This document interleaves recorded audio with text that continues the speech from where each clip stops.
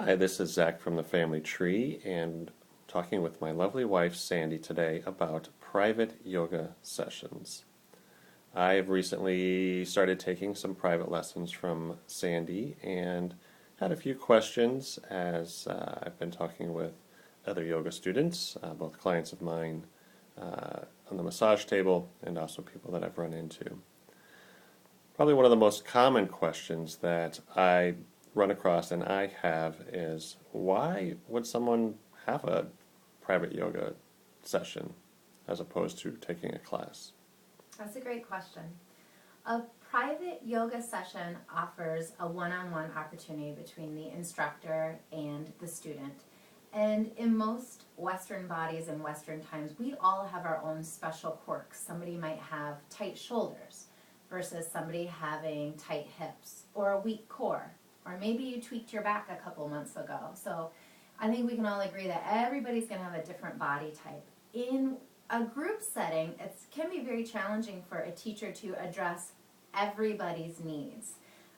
Their goal is to teach a very balanced class. In a one-on-one setting, you can really work on that person's goals and help really evaluate their body and how they're moving. So for me, it's more well-rounded, and it seems to be a quicker path. If you think about everybody wants to go up a mountain and reach the mountaintop, sometimes going to classes is kind of like this different way. Sometimes you plateau, you hang out there for a while before you can reach the top.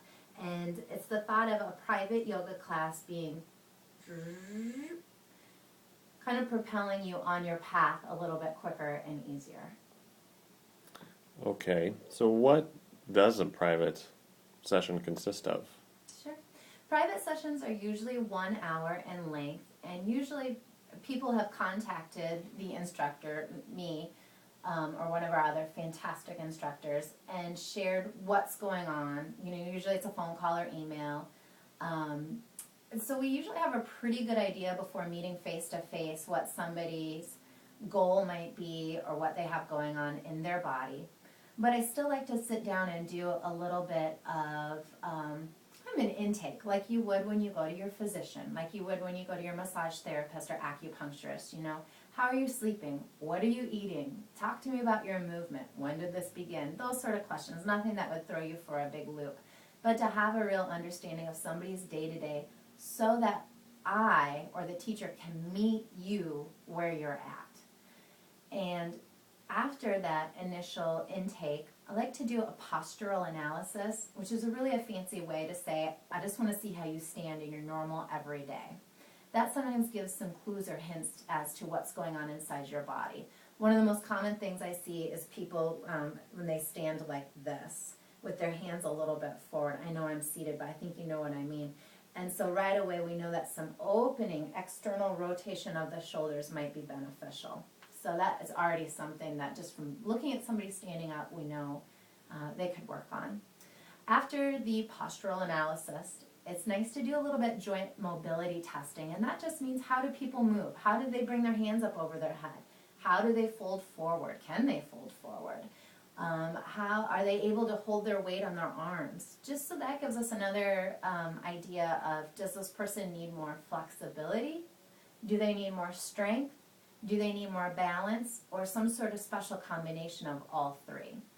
And then after that, we put together a bit of a test practice. And what that is repeating a couple yoga moves that I think would be beneficial for that student over and over again, so that they have the kinesthetic awareness of the practice, and they have this cellular memory, so that when they go home with homework, they can easily access that, and it's either backed up with some video or some stick figures or written word. Everybody learns differently, so I usually work with the student to see what will best support them.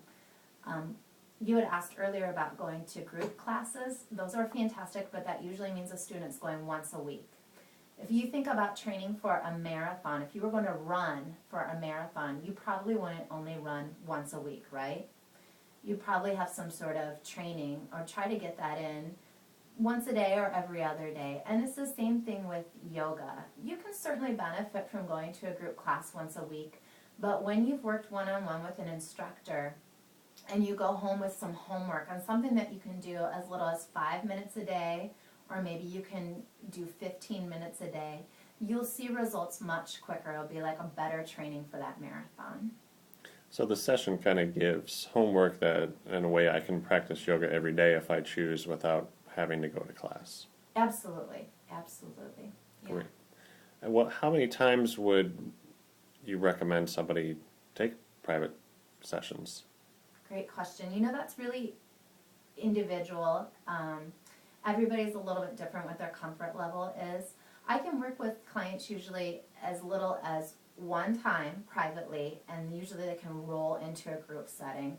Oftentimes, if somebody's working with an injury, I worked with a gentleman last night who's working with some low back discomfort that he's held for a couple of years. We'll work together probably at least 5 times just to kind of get that under control, regain his mobility of movement and strengthen his core, especially those back muscles, but also abdominal, and some of the other things that were triggering and causing a problem. But after that, I would see that he's able to then be filtered into some of our classes at the Family Tree, our guided self-practice. Well, fantastic.